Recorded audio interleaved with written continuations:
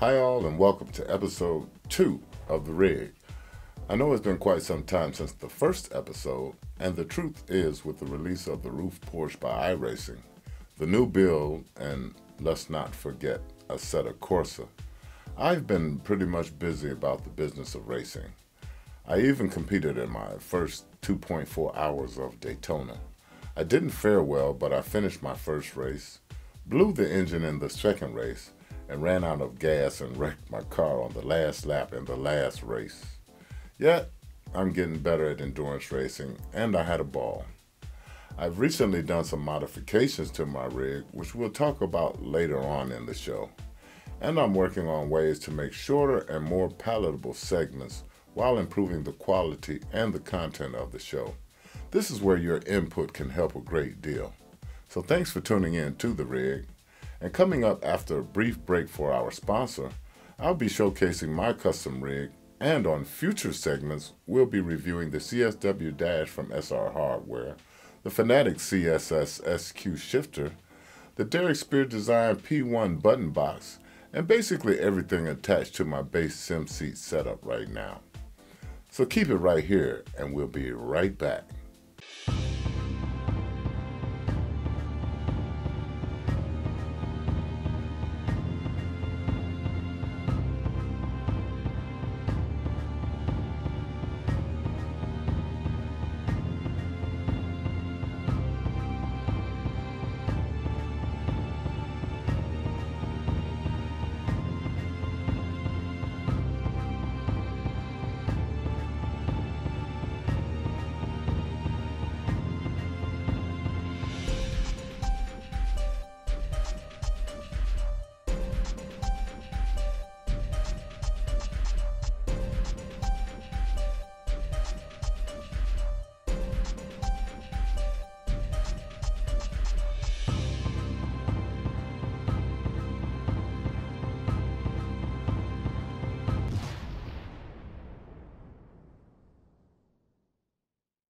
Powder coating is a type of coating that is applied as a free-flowing dry powder.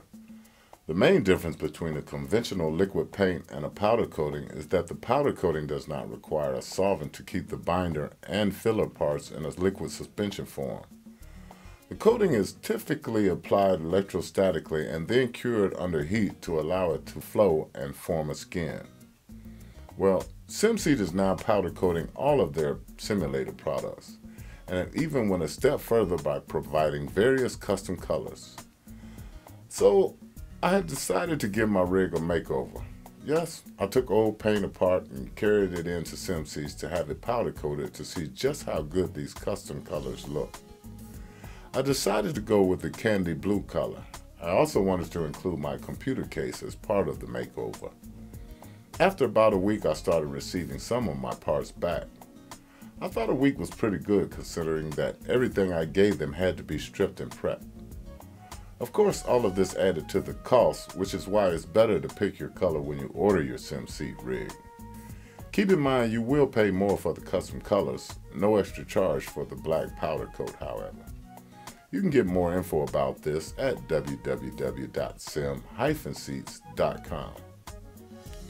Well, I finally received all my parts, and I gotta say pictures just don't seem to do it justice. I'm really pleased with the powder coat finish, and special thanks to Ricky, the powder coat guy, that airbrushed this awesome cutting-edge digital TV logo on my hood, case. And to Zach with Sim Seats, because I know you had something to do with that too. Sim Seats is also responsible for this custom-made computer stand. I gave them the design and measurement for the stand, and they made it for me. This was all part of my plan to make the computer part of my rig by having it look like sort of an engine compartment.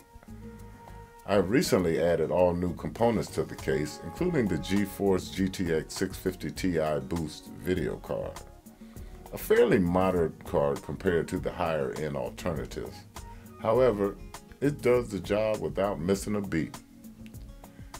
Heat is effectively vented out of the top of the case by a 4-inch lighted fan stashed under this carbon fiber aftermarket hood scoop, keeping this very small case which was originally designed to be a home entertainment PC, is cool as a cucumber. The carbon fiber face was the suggestion of a teammate and friend.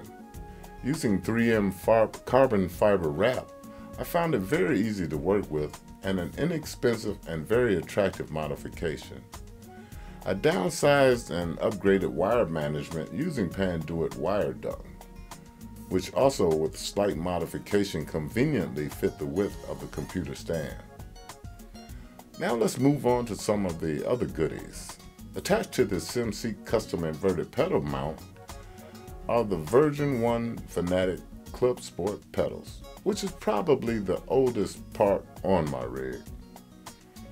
Next is one of my favorite additions, the Club Sport wheelbase with both the BMW and the F1 rims. Attached to the Fanatic wheelbase is the CSW dash by SR Hardware. Finest piece of eye candy you can get to complement the Fanatic wheel. And this is the big, the beefy, the bad, the brawny Fanatic CSS SQ shifter. I wanted to add another button box here also as sort of a console. So I added the P1 button box from Derek Spears Designs. The mount was made to specs by Sim Seats. And I added the LED lighting to illuminate the buttons and knobs, mounting them with 3M Command round cord clips. I also found this Adesso touchpad to work well as a pointer solution, and it works way better than the previous rollerball mouse I had there. And last but not least, there are two Samsung tablets, one 7 and one 10-inch tablet, that display various telemetry data using the Dash Meter Pro app. The 10-inch tablet can also be used to play internet-streamed live sim racing broadcasts. And that just about covers this sim racing rig makeover. On the next episode of The Rig, we'll be taking a closer look at the CSW Dash from SR Hardware. Hope to see you there, and thanks for watching.